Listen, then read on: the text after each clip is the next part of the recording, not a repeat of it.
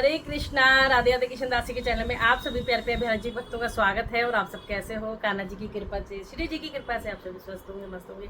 तो सभी को पापन कुशा एकादशी की बहुत बहुत बधाई हो।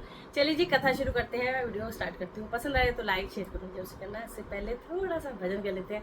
श्रीमन नारायण नारायण नारायण भजमन नारायण नारायण नारायण लक्ष्मी नारायण नारायण नारायण गोविंद नारायण नारायण नारायण। बोलिए लक्ष्मण भगवान जय।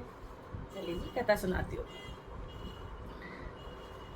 अश्विन मास के शुक्ल पक्ष की इस एकादशी का पापनकुशा के नाम से जानी जाती है। इस दिन भगवान विष्णु की पूजा के उपरांत ब्राह्मणों को यथाशक्ति दान एवं दक्षिणा देनी चाहिए। मंदिर, धर्मशाला, तालाब, प्याऊ, कुएं आदि बनवाने के कार्य प्रारंभ करने के लिए पापनकुशा एकादशी एक उत्तम मुहूर्त माना गया है। युधिष्ठिर ने पूछा, मधुसूदन आप कृपा करके यह बताइए कि अश्विन के शुक्ल पक्ष में किस नाम की एकादशी होती है तथा इस व्रत को करने से कौन कौन से फल प्राप्त होते हैं। भगवान श्री कृष्ण बोले, राजन, अश्विन के शुक्ल पक्ष में जो एकादशी होती है वह पापनकुशा के नाम से विख्यात है। यह सब पापों को हरने वाली तथा उत्तम है। इस दिन संपूर्ण मनोरथ की प्राप्ति के लिए मनुष्य को स्वर्ग और मोक्ष प्रदान करने के लिए मुझ वासुदेव का पूजन करना चाहिए। जितेंद्रिय मुनि चिरकाल तथा कठोर तपस्या करके जिस फल को प्राप्त करता है वह उस दिन भगवान गरुड़ ध्वज को प्रणाम करने से ही मिल जाता है। पृथ्वी पर जितने तीर्थ और पवित्र देवालय हैं उन सब के सेवन का फल भगवान विष्णु के नाम कीर्तन मात्र से मनुष्य प्राप्त कर लेता है।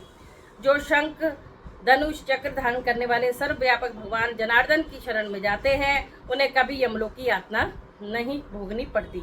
यदि मनुष्य अनायास ही इस व्रत को कर ले तो उसे कभी यम यातना नहीं प्राप्त होती। जो पुरुष विष्णु भक्त होकर भगवान शिव की निंदा करता है वह भगवान विष्णु के लोक में स्थान नहीं पाता है, उसे निश्चय ही नरक में गिरना पड़ता है। इस प्रकार यदि कोई शिव भक्त होकर भगवान विष्णु की निंदा करता है तो वह घोर नरक में डालकर तथा तब तक पकाया जाता है जब तक कि 14 इंद्रियों की आयु उसकी पूरी नहीं हो जाती। यह एकादशी स्वर्ग और मोक्ष प्रदान करने वाली, शरीर को निरोगी बनाने वाली तथा सुंदर स्त्री, धन एवं मित्र देने वाली है। राजन, एकादशी के दिन में उपवास और रात्रि में जागरण करने से अनायासी विष्णु धाम की प्राप्ति हो जाती है। वह पुरुष मातु पक्ष की 10, पिता पक्ष की 10 तथा स्त्री पक्ष की 10 पीढ़ियों का उद्धार कर देता है।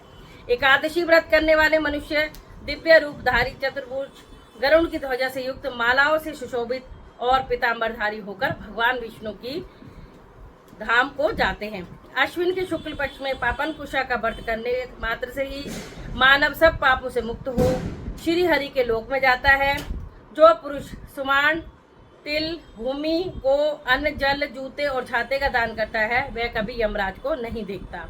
राजन, दरिद्र पुरुष को भी चाहिए कि वह यथाशक्ति स्नान, दान आदि की क्रिया करके अपने प्रत्येक दिन को सफल बनावे।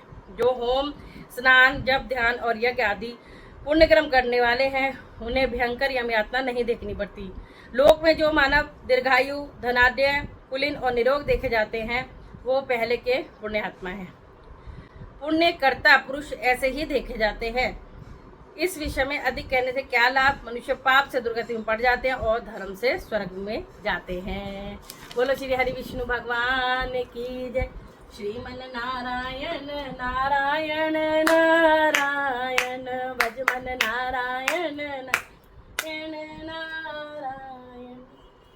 बोलिए वहाँ की बिहारी लाल की जय, श्रीमती राधा रानी की जय, एकादशी महारानी की जय। आप सबकी रक्षा करे प्रभु और हमें अपने चरणों की भक्ति देते रहे। राधे राधे नाम की भिक्षा जरूर से देना कमेंट बॉक्स में। जय जय श्री राधे।